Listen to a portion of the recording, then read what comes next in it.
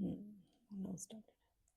Okay, slates की equation का आज हमने स्टार्ट करना है इन्फीरियर गुड का केस। और यहाँ पर एक्स कमोडिटी है वो इन्फीरियर गुड है और Y is normal good. Y vertical axis पर हमारी अभी भी जो कमोडिटी है वो नॉर्मल है और हॉरिजॉन्टल एक्सिस पर जो कमोडिटी लेंगे वो एक इन्फीरियर गुड है। तो सबसे पहले स्टार्ट करते हैं प्राइस डिक्रीज के केस के साथ।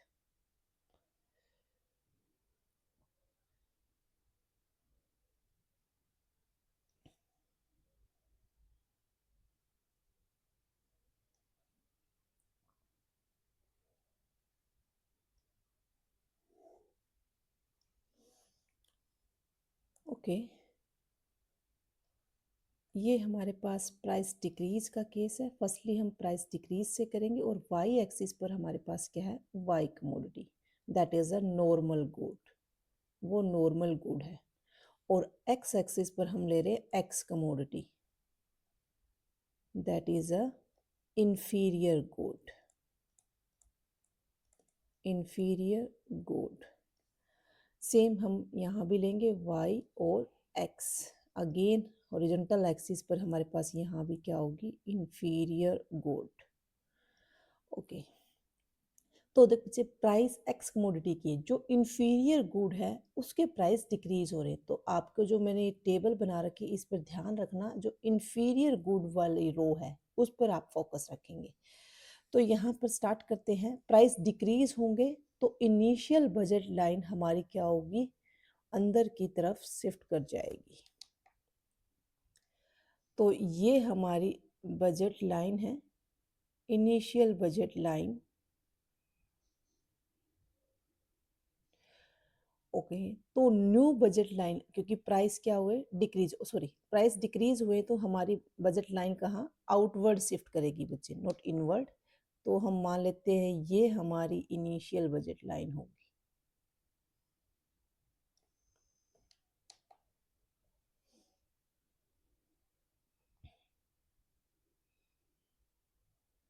ओके, तो प्राइस डिक्रीज हुए हैं, हमने मान लिया B L, B L initial budget line है, B L is initial budget line, initial budget line B L. Okay, price decrease हो गए, sorry budget line, initial budget line आपकी बी एल है और न्यू बजट लाइन आपकी B L dash. तो B L ये है आपकी, और प्राइस डिक्रीज होने के बाद एक्स कमोडिटी की जो आपकी इंफीरियर कमोडिटी है उसकी आप ज़्यादा अमाउंट परचेज कर पाओगे, तो इसलिए वो बी एल से कहाँ शिफ्ट हो गई, बी एल डैश। ये है new budget line, new budget line after decreases in the price of x commodity। Okay, तो पहले आप x कमोडिटी की OL अमाउंट परचेज कर रहे थे, अब आप OL डैश अमाउंट परचेज कर सकते हैं क्योंकि उसके प्राइसेस डिक्रीज हो चुके हैं। तो इनिशियली हम मान लेते हैं कंज्यूमर इस पॉइंट पर था जहां पर इंडिफरेंस का IC1 इंटरसेक्ट कर रहा था और ये पॉइंट है E1। तो यहाँ पर x और y कमोडिटी की कुछ अमाउंट परचेज की जा रही थी, y की ये अमाउंट और x की आपकी ये अमाउंट। ओके, तो अब क्या हो गया, प्राइस डिक्रीज हो गई। तो इन्फीरियर गुड के केसेस में आपको पता है, यहाँ पर नोटिस कीजिए इन्फीरियर गुड के केस में आपका प्राइस इफेक्ट क्या होता है, नेगेटिव होता है। ओके, प्राइस इफेक्ट नेगेटिव होता है, इसके बाद ही आप डिसीजन लोगे कि आपका इक्विलिब्रियम पॉइंट कहाँ आएगा, बी एल डैश पर। प्राइस इफेक्ट नेगेटिव होता है तो इसका मतलब ये है एक्स कमोडिटी के प्राइस अगर डिक्रीज हुए हैं तो उसकी डिमांड आपकी इंक्रीज हो जानी चाहिए, अपोजिट एरो, ये डिक्रीज है तो ये इंक्रीज होगा। तो पहले अभी हम यहाँ पर x की इतनी अमाउंट परचेज कर रहे हैं ना, तो अब इससे ज़्यादा अमाउंट आपको परचेज करनी है ऑब्वियसली। तो ये हमें पता लग गया कि इससे अमाउंट इंक्रीज करेंगे। ये नॉर्मल गुड में भी था। बट बच्चे इसके साथ मैंने आपको एक और चीज बताई है कि इंफीरियर गुड के केस में होता है टग ऑफ वॉर। किसका? सब्स्टिट्यूशन इफेक्ट और इनकम इफेक्ट, दोनों अपोजिट डायरेक्शन में काम करते हैं। ये कहता है कि ये कमोडिटी जो इंफीरियर गुड है ये चीप है, वाई के कंपैरिजन में ये सस्ती हो गई है, तो इसकी डिमांड बढ़ा दो। लेकिन इनकम इफेक्ट क्या कहता है कि ये इंफीरियर गुड है, आपके जब इसके प्राइस कम हो गए हैं तो आपकी रियल इनकम इंक्रीज हो गई है, तो आप जो ये एक्स कमोडिटी है इसकी डिमांड कम कर दो। ये डिमांड कह रहा है इंक्रीज कर दो, ये कह रहा है डिक्रीज कर दो, इन्होंने तो हमें कंफ्यूज कर दिया। अब काम मतलब इंक्रीज होगी या डिक्रीज होगी वो डिपेंड करता है रिलेटिव स्ट्रेंथ पर। तो आप देखो बच्चे इस केस में इंफीरियर गुड के केस में किसकी स्ट्रेंथ ज़्यादा होती है? सब्स्टिट्यूशन इफेक्ट की स्ट्रेंथ ज़्यादा है इनकम इफेक्ट से। तो डिसीजन किसका माना जाएगा? सब्स्टिट्यूशन इफेक्ट का। डिमांड इंक्रीज होगी, लेकिन इतनी इंक्रीज नहीं हो पाएगी बच्चे जैसे नॉर्मल गुड के केस में था। नॉर्मल गुड्स के केस में हमने ज़्यादा डिमांड इंक्रीज की थी, क्योंकि वहाँ पर आपके पास क्या था, दोनों सेम डायरेक्शन में काम कर रहे थे और दोनों कह रहे थे डिमांड इंक्रीज कर दो, तो दोनों का एक कंबाइन इफेक्ट ज़्यादा इंक्रीज हो रही थी डिमांड। लेकिन यहाँ पर क्या ये कह रहा है कि एग्जांपल ले लो, ये कह रहा है कि 4 यूनिट इंक्रीज कर दो, ये कह रहा है कि 3 यूनिट डिक्रीज कर दो। तो 4 और 3 का डिफरेंस 1 यूनिट का चेंज आएगा। मीन्स कहने का मतलब है यहाँ पर जो चेंज आएगा, डिमांड इंक्रीज होगी, वो हमें सब्स्टिट्यूशन इफेक्ट की स्ट्रेंथ से पता लग गया क्योंकि इसकी स्ट्रेंथ ज़्यादा है। तो लेकिन कम इंक्रीज होगी, यानी एक्स की थोड़ी सी अमाउंट इंक्रीज करनी है अब आपको, ज़्यादा नहीं। फॉर एग्जाम्पल मैंने ये पॉइंट ले लिया, तो इक्विलिब्रियम पॉइंट अब कहाँ होगा? ये E2 पर। E2 आपका न्यू इक्विलिब्रियम पॉइंट है और IC2 आपका क्या है? नया इंडिफरेंस कर्व है। ओके, अब ये पता लग गया एक्स की डिमांड थोड़ी सी इंक्रीज हो जाएगी, यहाँ से यहाँ चली जाएगी। लेकिन नॉर्मल गुड के केस में मैं यहाँ से यहाँ लेके गई थी, ये यहाँ लेके गई थी। मीन्स ज़्यादा चेंज था डिमांड में, क्योंकि दोनों सेम डायरेक्शन में काम कर रहे थे, इनकम इफेक्ट और सब्स्टिट्यूशन इफेक्ट। अब देखिए, तो ये था प्राइस इफेक्ट। प्राइस इफेक्ट के दो पार्ट होते हैं, इनकम इफेक्ट और सब्स्टिट्यूशन इफेक्ट। अगर हमें उनको सेपरेट करना है तो हमें क्या करना पड़ेगा? हमें इनकम को कंपनसेट करना पड़ेगा। जो भी आपका मेथड होता है, इनकम कंपनसेशन का जो मेथड है स्लट्सकी का, वो क्या है? Cost difference method. Means income, अब आप पहले ये डिसाइड कीजिए इनकम बढ़ी है या कम हुई है। इनकम बढ़ी है या कम हुई है? प्राइस डिक्रीज हुए हैं, प्राइस डिक्रीज हुए हैं, ऑब्वियसली जो इनकम है रियल इनकम इंक्रीज हुई है, तो हमें मनी इनकम को रिड्यूस करना पड़ेगा। ओके, तो रिड्यूस करना पड़ेगा, क्या करना पड़ेगा हमें? हम उसी इन इक्विलिब्रियम पॉइंट से, इवन से, सेम कॉम्बिनेशन पर, कॉस्ट डिफरेंस मेथड क्या कहता है? इनकम को कंपनसेट करना है, और कंपनसेट किस तरीके से करना है कि कंज्यूमर क्या रहे, एबल रहे उसी ओल्ड कॉम्बिनेशन को परचेज करने के जिसको वो पहले परचेज कर रहा था, एक्स और वाई की सेम अमाउंट आप वो परचेज कर सके, इतना कंपनसेशन देना है। तो सेम अमाउंट तो इवन पर होगी बच्चे। तो यहाँ पर हम एक और लाइन ड्रॉ करते हैं जो पैरेलल होगी,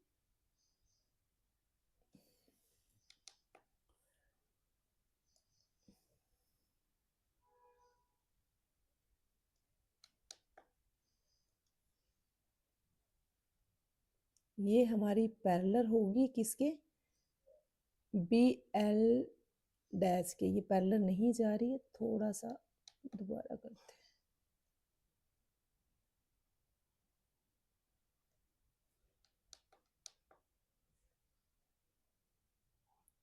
ओके, पैरेलल होनी चाहिए बिल्कुल, हर जगह गैप आपका सेम हो। नो, अभी भी नहीं जा रही है पैरेलल, दोबारा करते हैं।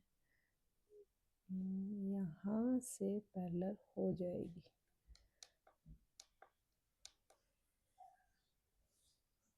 ओके, नहीं बच्चे, इस तरीके से तो काफ़ी परेशानी आ रही है, मैं पेन से ही लगाती हूँ। पैरेलल लाइन आपको ड्रॉ करनी है, ठीक है। अब आपकी यहाँ पर बी डैश एल डैश वो पैरेलल है, बी डैश एल डैश या एल डबल डैश ले लीजिए, एल डैश ऑलरेडी हमारे पास है। ये हमारी पैरेलल है किसके, बी एल डैश के, क्योंकि प्राइसेस पर कोई इफेक्ट नहीं आएगा ना बच्चे। जो प्राइस ये शो कर रही है वो प्राइस ये शो कर रही है, जस्ट मनी इनकम को रिड्यूस करना है। तो पैरेलल लाइन आपने ड्रॉ कर ली है, और ये आपने इस तरीके से ड्रॉ की, जो ओल्ड कॉम्बिनेशन है आपका E1 आप उसी से निकालोगे, क्योंकि कौन सा मेथड आप फॉलो कर रहे हो, cost difference method. Cost difference method हमारे उसी कॉम्बिनेशन पर रखता है जिस पर हम पहले थे। ओके, अब ये न्यू बजट लाइन आ गई है after compensation, B L double dash. अब इस पर कंज्यूमर देखो, उसका बजट इतना है कि वो B dash L double dash line पर कोई भी पॉइंट चूज कर सकता है। तो वो जरूरी नहीं है ना वो यहाँ पर कंजप्शन करे, वो यहाँ पर करे, वो यहाँ पर करे, कोई भी पॉइंट चूज कर सकता है। उसको डिसाइड करना है अब वो कौन सा पॉइंट चूज करे। तो उसके लिए बच्चे सबसे पहले आप देखिए, इनकम इफेक्ट जा चुका है। इनकम इफेक्ट की वजह से जो इफेक्ट आना था वो आपने हटा दिया है। अब जस्ट काम किसका रह गया, सब्स्टिट्यूशन इफेक्ट का। अब वो सब्स्टिट्यूट कर सकता है बस, क्योंकि उसकी इनकम तो इतनी है ना कि वो ओल्ड कॉम्बिनेशन परचेज कर सके। और सब्स्टिट्यूशन इफेक्ट नेगेटिव होता है, मींस आपको चीपर गुड की अमाउंट को बढ़ाना है। तो अभी आप E2 पर कितनी अमाउंट परचेज कर रहे हो, ये अमाउंट परचेज कर रहे हो एक्स कमोडिटी की जो इन्फीरियर गुड है। तो इस जो मैं ये ग्रीन डॉट लगाया, इससे आप अमाउंट बढ़ाओगे, क्योंकि सब्स्टिट्यूशन इफेक्ट अब काम करेगा और वो क्या कहेगा, चीपर कमोडिटी की डिमांड वो आपको इंक्रीज करनी है। तो अब इंक्रीज करनी है, तो अब आपका न्यू पॉइंट कहीं ना कहीं इस ये जो डॉट लगाया इससे इधर राइट में बनेगा। तो हम मान लेते हैं आपका न्यू इक्विलिब्रियम पॉइंट है ये वाला IC3 पर। ओके, IC3 पर आपका न्यू इक्विलिब्रियम पॉइंट, और ये जो आपका IC1 है ना, ये नीचे है आपका IC3 से। IC3 इन डिफरेंस कब है, वो आपका हायर है IC1 से। ये चीज़ ध्यान रखना, हायर इन डिफरेंस का ऊपर शिफ्ट हो जाते हैं हम सब्स्टिट्यूशन इफेक्ट के बाद। तो ये अब आपके पास आ गया new equilibrium point, that is E3। अब हमें इसकी थ्योरी लिखनी है। अब ध्यान से देखिए, E1 से E2 पर हमारी जो शिफ्टिंग थी वो किसकी वजह से थी, प्राइस इफेक्ट की वजह से थी। तो आप कह सकते हो प्राइस इफेक्ट यहाँ पर क्या है, हम नाम दे लेते हैं ये M, ये पॉइंट N और ये पॉइंट NMP। तो प्राइस इफेक्ट क्या होगा आपका MN। Done, okay okay. और ये प्राइस इफेक्ट है आपका MN। सब्स्टिट्यूशन इफेक्ट देखिए बच्चे, अब सब्स्टिट्यूशन कहाँ से कहाँ हो रहा है, E1 से E3 तक सब्स्टिट्यूशन है आपका। तो सब्स्टिट्यूशन इफेक्ट इज MP और that is greater than income effect. Income effect कितना होगा, जब आप कहाँ से E2 से किस पॉइंट पर आए थे, आपके पास E2 से E3 पॉइंट, E2 से E3 पॉइंट, दो पैरेलल लाइन के बीच में ये E2 है। E2 के बाद आप E3 पे आए ना, तो ये आपके पास E2 से E3 ये है इनकम इफेक्ट। और इनकम इफेक्ट आप नीचे हॉरिजॉन्टल एक्सिस पे देखना क्या है, NP। अब देखिए क्या MP ग्रेटर है NP से, यस ना, MP हमारा ग्रेटर है NP से। ये सारा हमारा क्या बन रहा है, सब्स्टिट्यूशन इफेक्ट बन रहा है।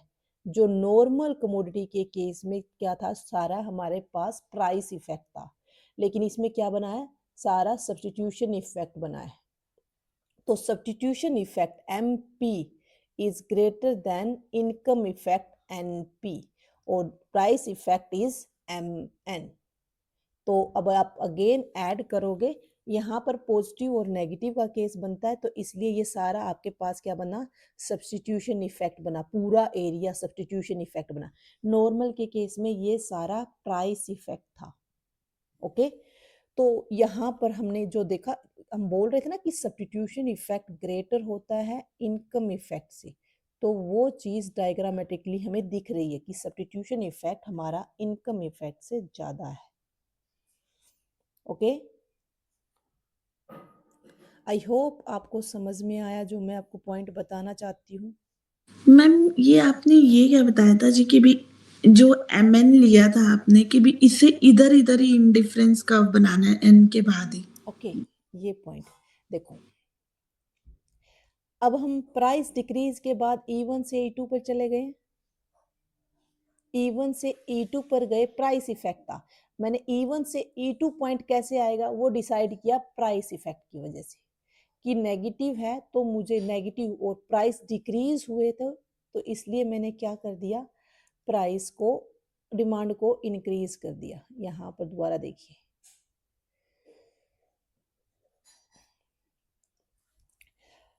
इनिशियल इक्विलिब्रियम पॉइंट E1 था।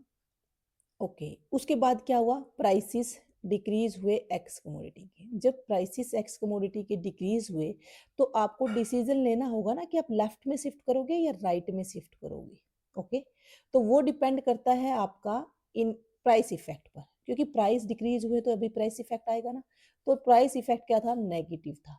तो नेगेटिव होने की वजह से प्राइस इफेक्ट नेगेटिव है, मींस अगर प्राइस डिक्रीज हुए हैं तो उस कमोडिटी की डिमांड इंक्रीज होगी। दोनों एरो आपके अलग अलग डायरेक्शन में जाएंगे। नेगेटिव तभी होता है, तो किसके प्राइस डिक्रीज हुए थे, इंफीरियर गुड थी जो एक्स, तो ये हमें पता लग गया उसकी डिमांड क्या होगी, इंक्रीज होगी बच्चे। लेकिन इस केस में मैंने आपको इंफीरियर गुड के केस में मैंने क्या करा रखा आपको कि सब्स्टिट्यूशन इफेक्ट और इनकम इफेक्ट अपोजिट काम करते हैं, एक दूसरे को अपोजिट डायरेक्शन में काम करते हैं, अपोजिट डायरेक्शन। यानी क्यों, सब्स्टिट्यूशन इफेक्ट तो बेचारा शरीफ से हमेशा यही कहता है कि जिसके प्राइस डिक्रीज हुए हैं उसकी डिमांड को आप क्या कर दो, इंक्रीज कर दो, चाहे नॉर्मल है चाहे इंफीरियर और चाहे गिफन। जिसके प्राइस डिक्रीज हो गए उसकी डिमांड इंक्रीज होनी चाहिए।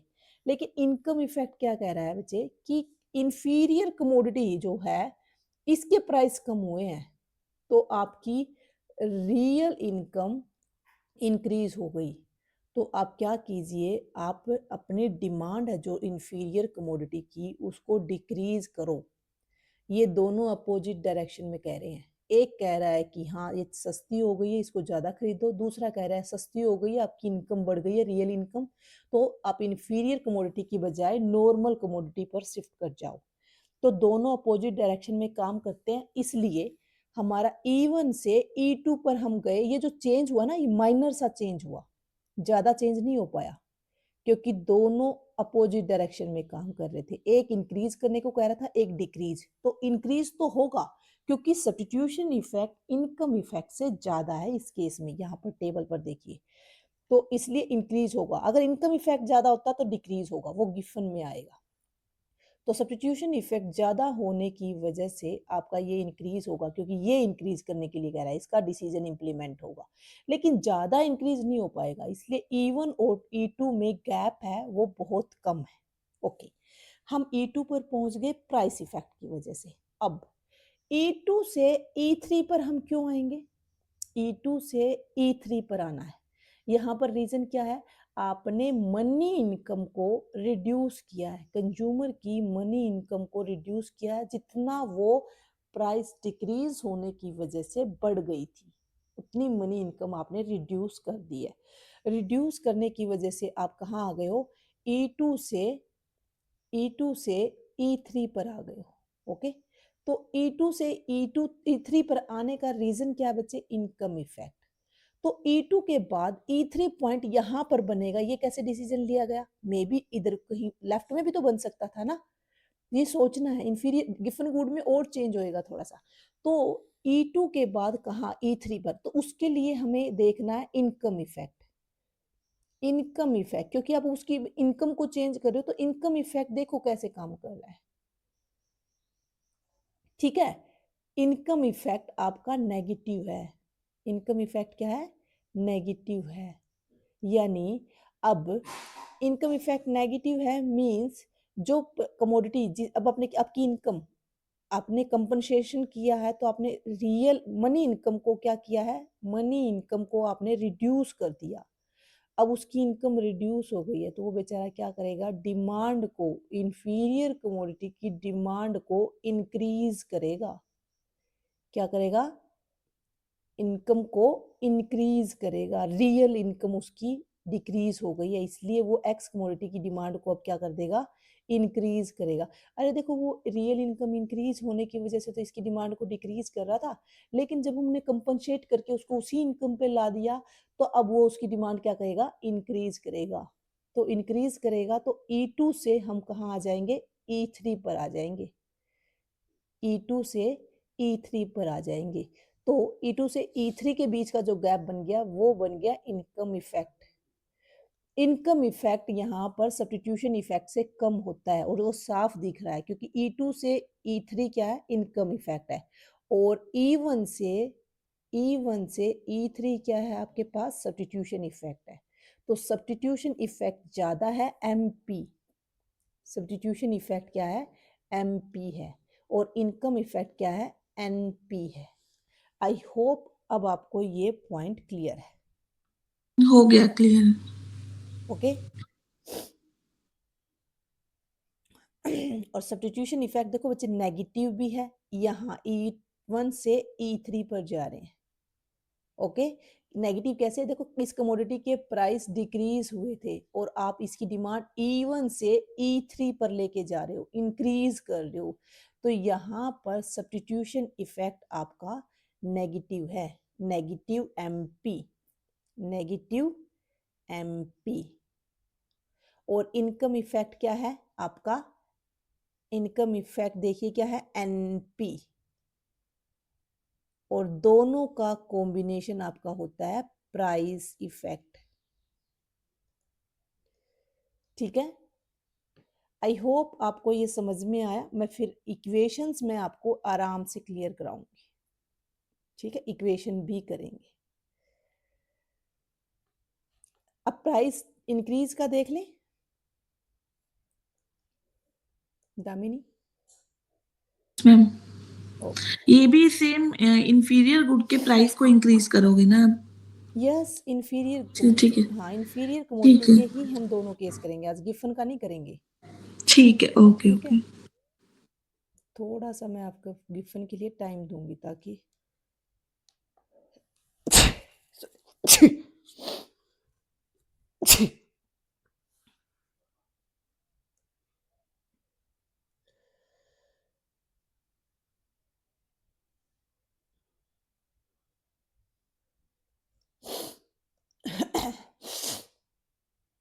अब हम कर रहे हैं स्लट्स की इक्वेशन अगेन। हमारी एक्स कमोडिटी हमारे पास जो है वो एक इंफीरियर गुड है, वाई नॉर्मल है, वाई वर्टिकल एक्सिस पर और एक्स एक्सिस पर हमारे पास इंफीरियर गुड।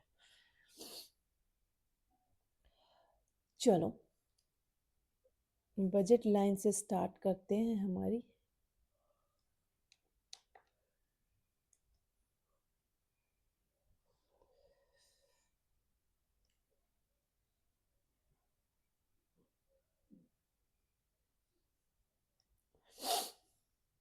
ओके, अब हम जो ये केस कर रहे हैं वो हमारे पास होगा प्राइस,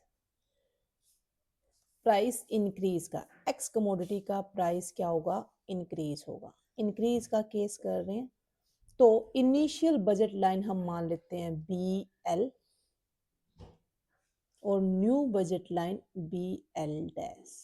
ओके, क्योंकि प्राइस इंक्रीज हो गए हैं, तो इंक्रीज होने के बाद उसकी आप कम अमाउंट यानी OL डैश ही परचेज कर पाओगे, जो पहले OL कर रहे थे। इस केस में इनिशियली कोई भी इक्विलिब्रियम पॉइंट ले लीजिए। फॉर एग्जांपल हम ये लेते हैं, ये हमारे पास इक्विलिब्रियम पॉइंट था E1, जो इंडिफरेंस कर्व IC1 पे है। अब यहाँ E1 से हम बजट लाइन BL से BL डैश पर शिफ्ट कर रहे हैं। क्यों? प्राइस इफेक्ट की वजह से। तो प्राइस इफेक्ट की वजह से शिफ्ट कर रहे हैं। तो प्राइस इफेक्ट देखिए बच्चे, इंफीरियर गुड के केस में क्या होता है? नेगेटिव होता है। यानी नेगेटिव है तो मींस प्राइस डिक्रीज हुए हैं एक्स कमोडिटी के, तो उसकी डिमांड, सॉरी, प्राइस इंक्रीज हुए हैं एक्स कमोडिटी के, तो उसकी डिमांड क्या हो जानी चाहिए? डिक्रीज हो जानी चाहिए। क्या करनी है आपने? डिमांड को डिक्रीज करना है।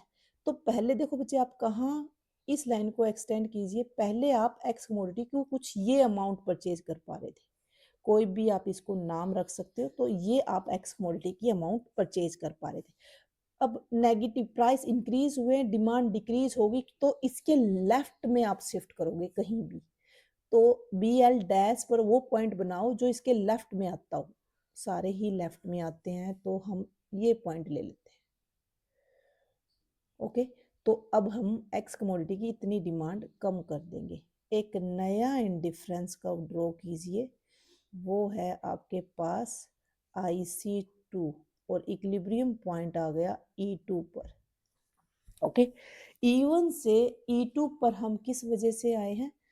जो हमारी E1 से E2 पर शिफ्टिंग हुई है वो हमारे प्राइस इफेक्ट की वजह से हुई है।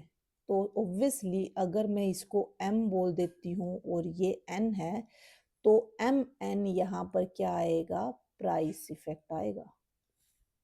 डन। अब प्राइस इफेक्ट को हमें दो पार्ट में तोड़ना है। हम क्या करेंगे? एक कंपनसेशन मेथड यूज करेंगे, कॉस्ट डिफरेंस मेथड। हम कंज्यूमर की बढ़ी हुई, इस केस में प्राइस इंक्रीज हुए हैं तो ऑब्वियसली उसकी इनकम डिक्रीज हुई है। तो हम क्या करेंगे? कुछ इनकम, जितनी इनकम उसकी रिड्यूस हुई है वो वापस दे देंगे। हम उसको इतना एबल कर देंगे कि वो ओल्ड कॉम्बिनेशन, पहले वो कहाँ था? E1 पर था ना, तो वो ये कॉम्बिनेशन अब भी खरीद सके। तो उसके लिए हम कंपनसेशन के लिए एक लाइन ड्रॉ करेंगे जो इस पॉइंट से होते हुए जाएगी, और इस पॉइंट से होते हुए बिल्कुल पैरेलल जानी चाहिए बी एल डैश के। बी एल डैश के हमने एक पैरेलल लाइन ड्रॉ कर ली। ये लाइन पैरेलल है, इसको आप कोई भी नाम दे दीजिए एल डैश। तो ये बी एल डैश है, ये हमारी पैरेलल होगी किसके? B dash L double dash. ये जहां भी जाके आगे मिलेगी वर्टिकल एक्सिस से, आप उस पॉइंट को मान लीजिए वो क्या होगा? बी डैश होगा। ओके, तो यहाँ हमारी जो बी डैश है, बी एल डैश है, B dash L double dash के पैरेलल है। थोड़ा सा हम इसको थोड़ा सा और ढंग से बनाने की कोशिश करते हैं।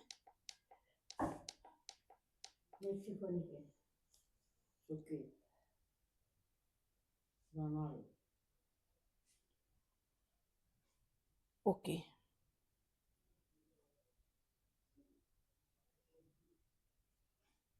चलो, ये हमारी न्यू बजट लाइन है जो पैरेलल है किसके? हमारी बी, ओहो,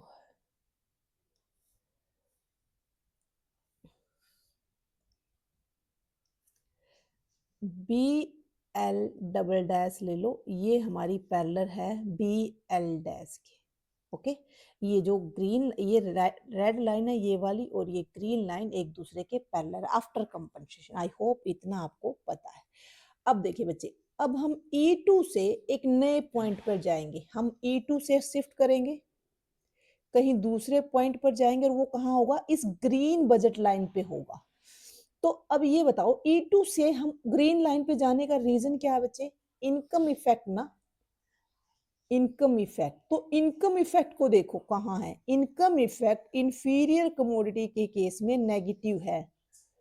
नेगेटिव है मींस जिसके प्राइस आपके इंक्रीज हुए हैं, जिसके प्राइस आपके इंक्रीज हुए हैं, अब आपको उसकी डिमांड डिक्रीज करनी पड़ेगी, तभी तो इनकम इफेक्ट नेगेटिव होगा। ठीक है, नहीं सॉरी, अब आपकी इनकम, इनकम है, आपने यहाँ से यहाँ शिफ्ट की है। मनी इनकम, मनी इनकम अब आपने क्या किया? इंक्रीज की है ना। मनी इनकम इंक्रीज की है, तो इनकम इंक्रीज होगी तो डिमांड क्या होनी चाहिए आपकी?